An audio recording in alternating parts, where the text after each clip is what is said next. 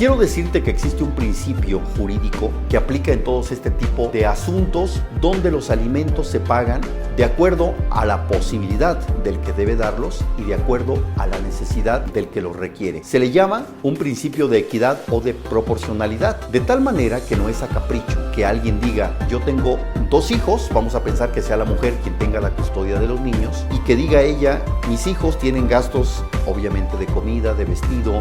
lo que requieren para la habitación, lo que requieren para actividades recreativas, para actividades deportivas, la educación, etcétera, y que dijera la señora: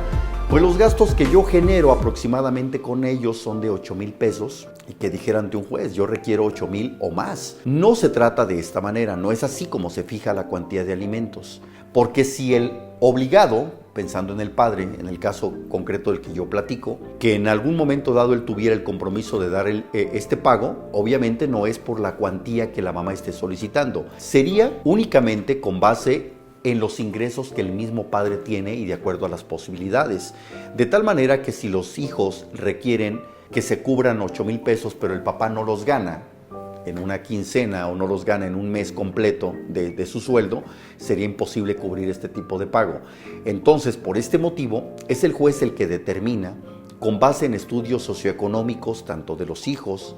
como de los padres, cuál es la posibilidad, cuáles son los requerimientos, cuáles son las características del nivel de vida que estas personas tienen, para saber cuál será el porcentaje que se debe aportar.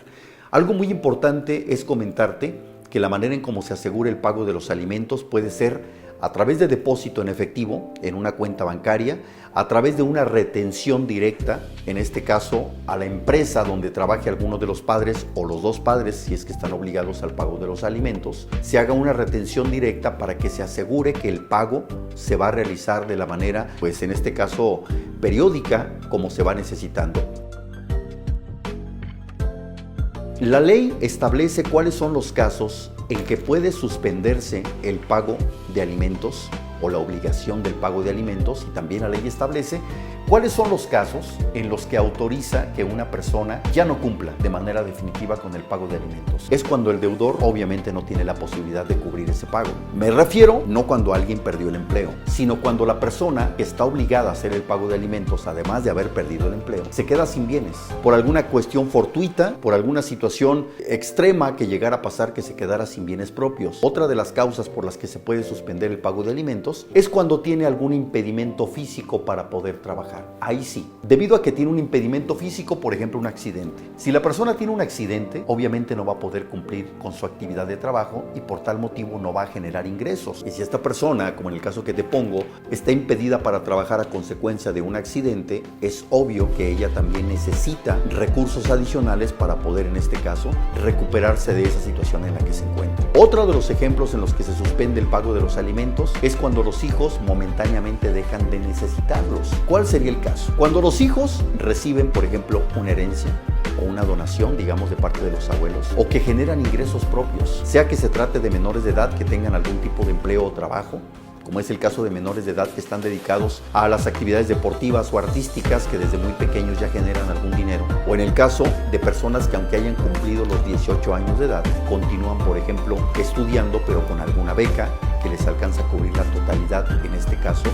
no solamente de los gastos escolares, sino posiblemente le permite incluso sufragar otro tipo de conceptos que implican los alimentos, como ya lo comentaba hace un instante. Estos serían algunos de los casos en los que se puede suspender el pago de alimentos. Y la forma en cómo se puede, de manera definitiva, dejar de cumplir con el pago de alimentos, se le llama cesación del pago de alimentos, esto es de que termina de manera absoluta, es cuando el acreedor alimentista, que ya lo dije que pueden ser los hijos, los esposos, los padres o a la inversa, hablo de los hijos deban darle alimentos a los padres, cuando el acreedor alimentista comete alguna falta, alguna injuria o algún daño grave en contra de quien debe pagarle los alimentos. Para poner un ejemplo claro de lo que estoy diciendo, si el hijo tiene derecho al pago de alimentos, pero agrede a su padre, lo lastima, lo hiere, lo injuria, lo insulta de una manera que sea suficientemente grave, lo acusa, por ejemplo, de algún tipo de delito que resulte ser falso, que no haya cometido el padre, son algunos de los ejemplos que puedo poner. En casos muy extremos, como los que aquí platico, es donde la ley autoriza que el deudor ya no cumpla de manera definitiva con el pago debido a las circunstancias que yo acabo de exponer. Yo espero que haya sido de utilidad para ti o para alguien que tú conozcas en este espacio los derechos que tú tienes y debes conocer, y espero tener la oportunidad de poder saludarte en otra ocasión con un tema más para ti. Gracias.